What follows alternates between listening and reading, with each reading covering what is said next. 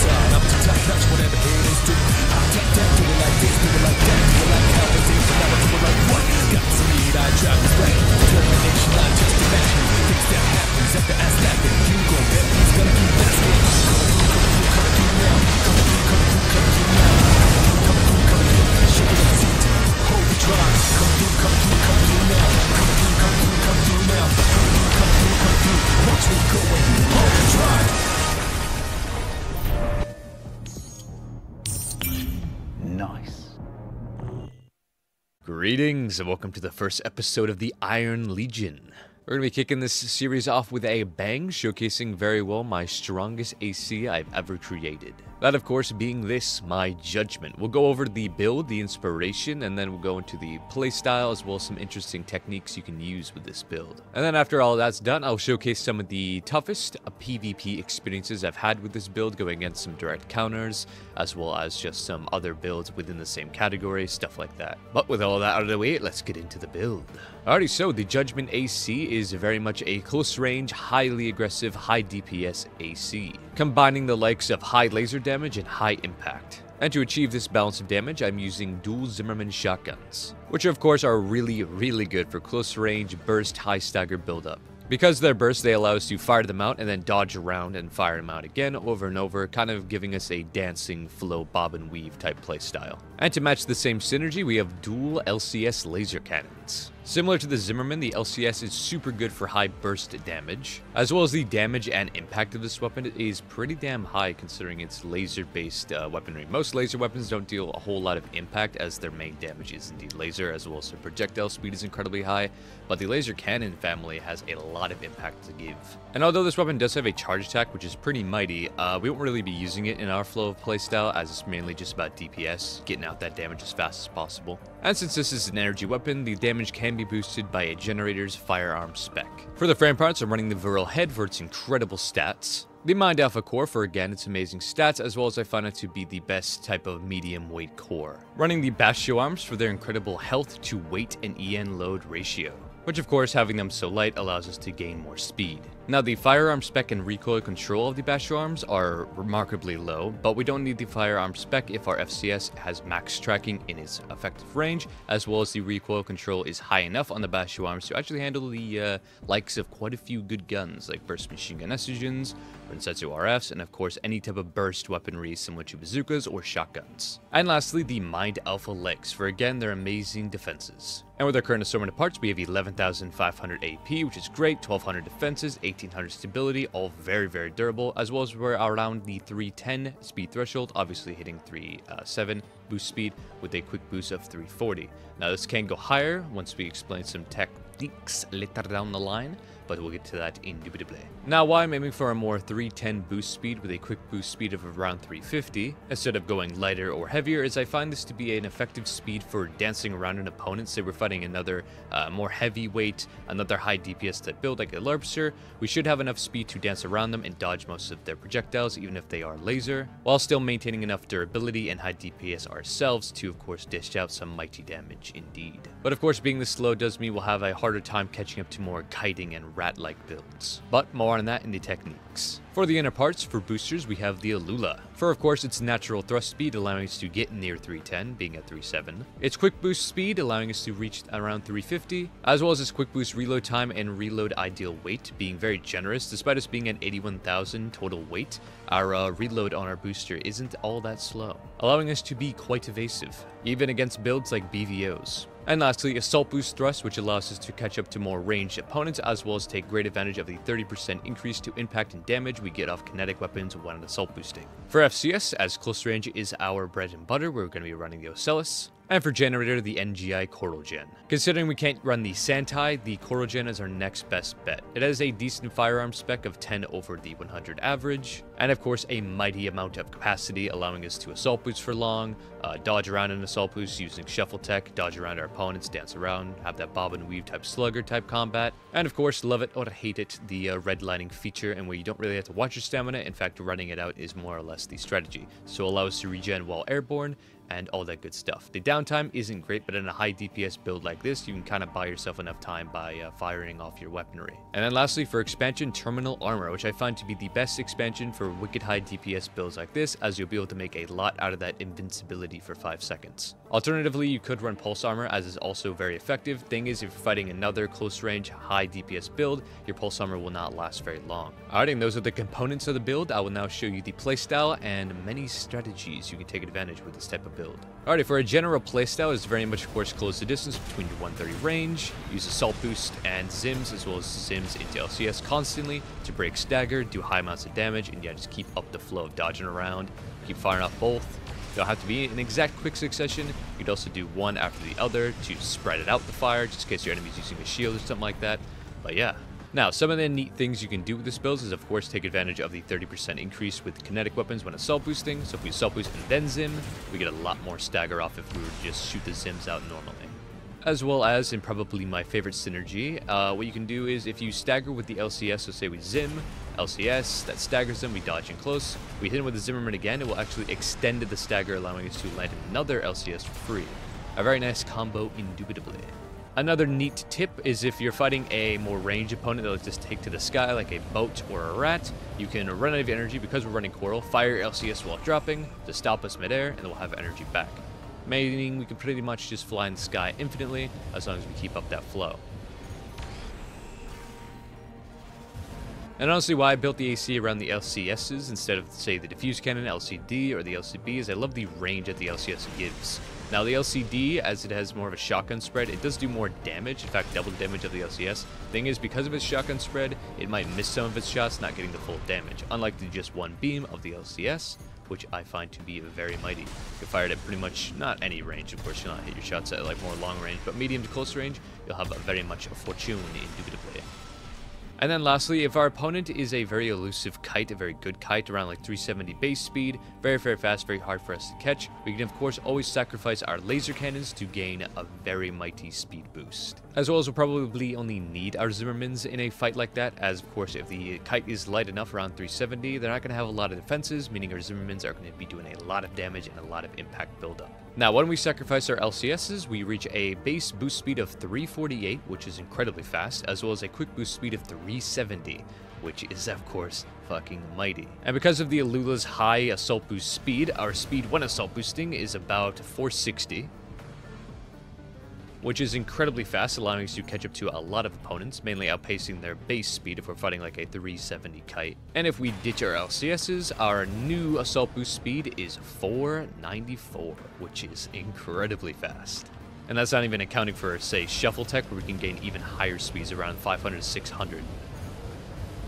And lastly, as more of a general tip when it comes to catching opponents or overall just assault boosting into a fight, it's sometimes best, especially against a more kite-like opponent, and I'm speaking a lot about kites because that is our direct counter, as most other builds will be able to just close range and out DPS them, is when you're assault boosting in, it is best to not dodge out of your assault boost or exit by kicking, as that leaves you vulnerable to getting shot, or you burn a lot of energy by doing it. Instead, what I recommend is when you assault boost towards the opponent, you press A, or the jump button on whatever platform you're on, as you'll exit the assault boost, continue some momentum, and you won't burn a lot of energy. You can, of course, do this by of course, jumping. I'd recommend getting close, not exactly barrel stuffing the opponent, as whenever you're chasing down a kite, chances are when you assault boost in, they're going to dodge past you or assault boost away from you. So by stopping your assault boost when you're near them and not exactly on them, it will mean if they dodge away from you when you get close, you can catch them off guard and shoot them in the back indubitably.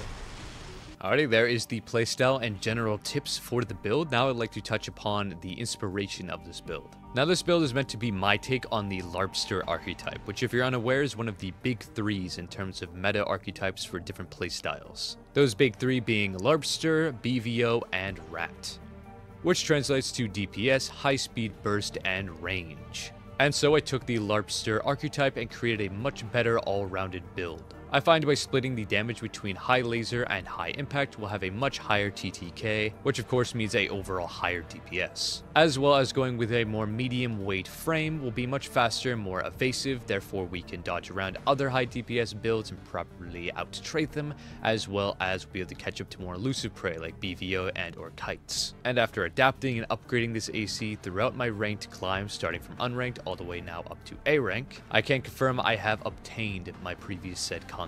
I have created an AC that has the potential to win in all scenarios. Now, I'm not saying this is the greatest build in Armored Core, but it is very, very versatile. And now, of course, to better show its potential, I will be showing some pretty good ranked fights where I fought against some counters, as well as a fight between me and my buddy Shattered, who has helped me with the Requiem series and the Reforge, and where we upgrade other players' builds, as well as the presets of the game. Shattered will be piloting the traditional Larpster setup, and I will be piloting, indeed, Judgment. And we shall see if indeed this build does stack up. And like I said, after that, I'll show off some PvP clips from me in Ranked, fighting against some more counter builds like kites and such. So, enjoy the fights. Like this, you have to type them. That sucks ass. That do be true.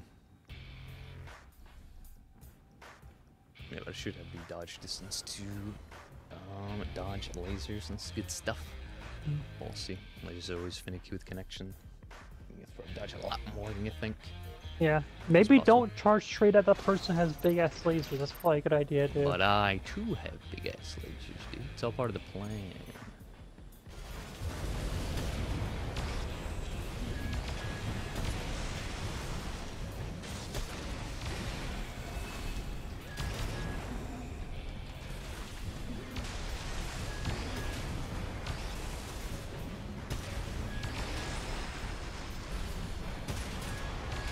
Ow.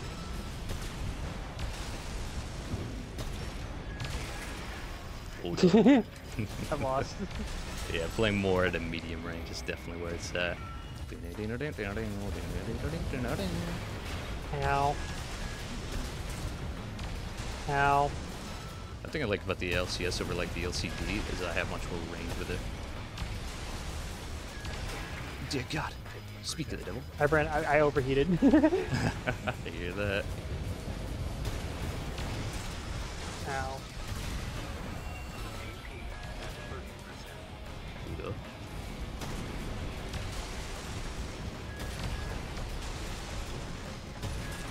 Oh no! It's possible. Ow. Obviously, tactics vary from player to player and how much you feint or not, but you know.